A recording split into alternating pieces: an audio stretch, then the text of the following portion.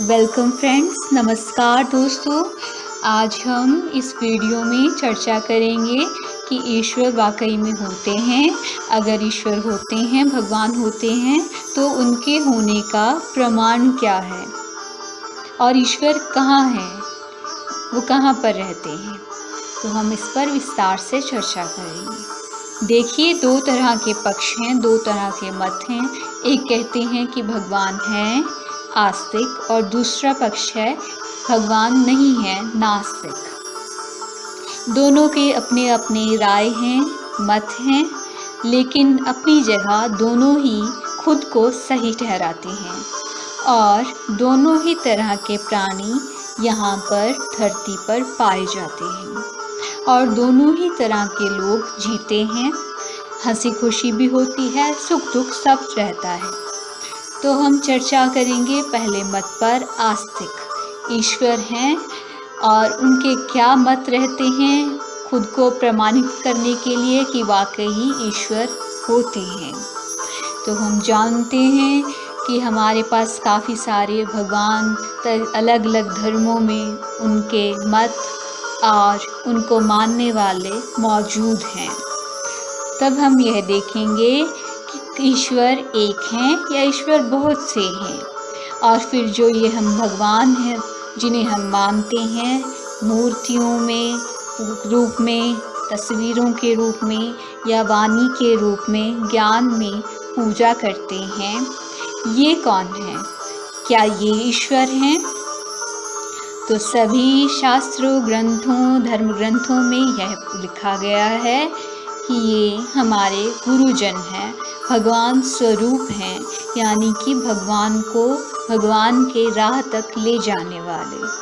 तो सभी तरह के जो भी धर्म हैं, सभी धर्म एक ही भगवान तक पहुंचने का मार्ग बतलाते हैं।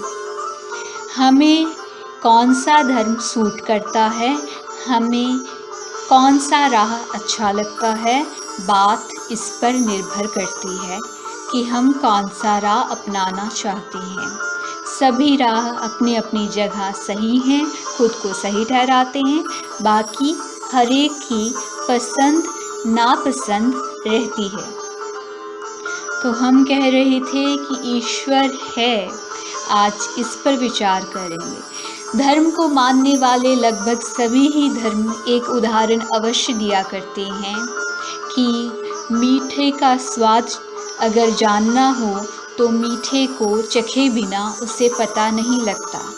तो वे कहते हैं कि यदि परमात्मा को जानना है तो उन तक पहुँचने का राह जो भी बतलाया जाता है उससे अपनाना होगा, उसे पूर्णतः अपने जीवन में लाना होगा, तभी परमात्मा का साक्षात्कार हो सकता है। दूसरी ओर हमें और उदाहरण मिलते हैं, जैसे कि दूध है, दूध में माखन और घी या कहें दही हमें सीधे से दिखाई नहीं देते, लेकिन हम जानते हैं कि वे इसमें मौजूद हैं।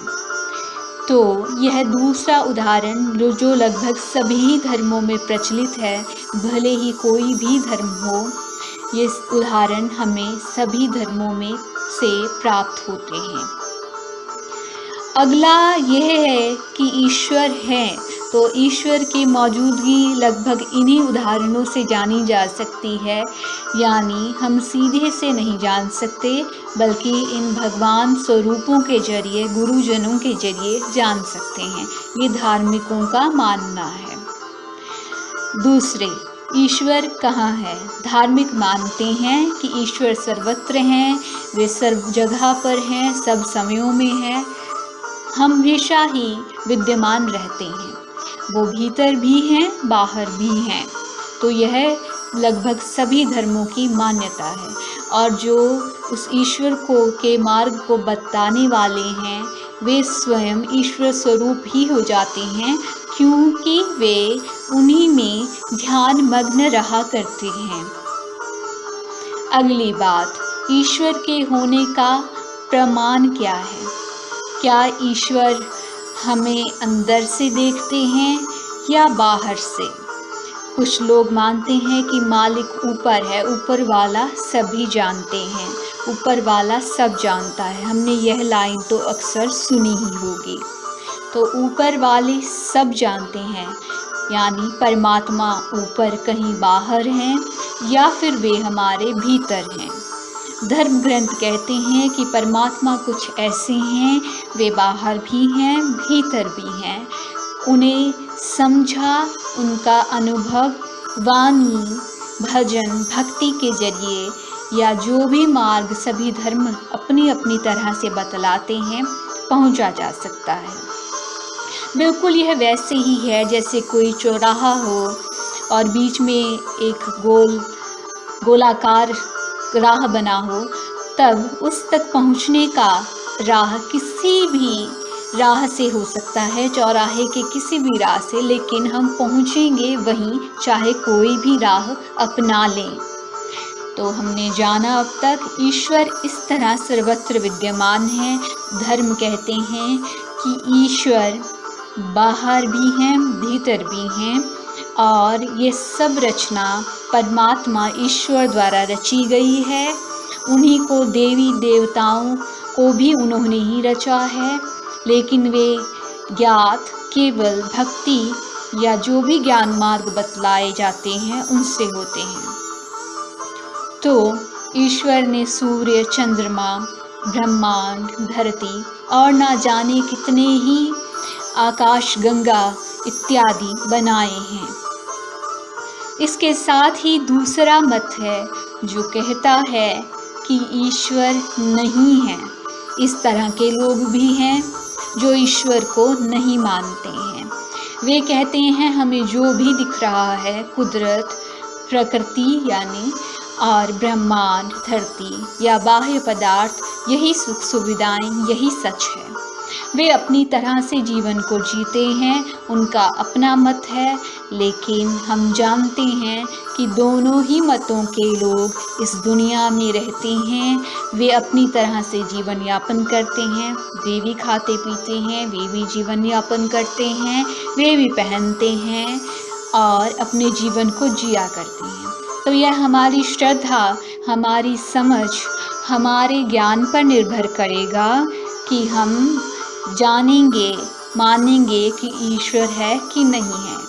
यह अपनी पसंद का मैटर है, मुद्दा है, इशू है कि हम ईश्वर को मानते हैं या नहीं। लेकिन मानने या ना मानने से कोई मनुष्य अच्छा बुरा नहीं हो जाता, क्योंकि मनुष्य का बर्ताव एक अलग चीज़ है और भक्ति, ईश्वर को मानना या मानना एक अलग चीज़ है। हमने देखा होगा जो नहीं मानते हैं वे भी अच्छा बर्ताव करने वाले पाए जा सकते हैं या बुरा बर्ताव करने वाले भी पाए जा सकते हैं। इसी तरह से जो मानते हैं वे भी अच्छा बर्ताव करने वाले पाए जाते हैं। यदा कदा कई बार उनमें भी मनुष्यों को बुराइयां नज़र आने लगती हैं, जो कि जिसे कि हम पाखंड का रूप नाम देते हैं। तो हमने जाना, दो मतों को हमने जाना है। आज के लिए इतना ही। धन्यवाद। वेलकम फ्रेंड्स, नमस्कार दोस्तों।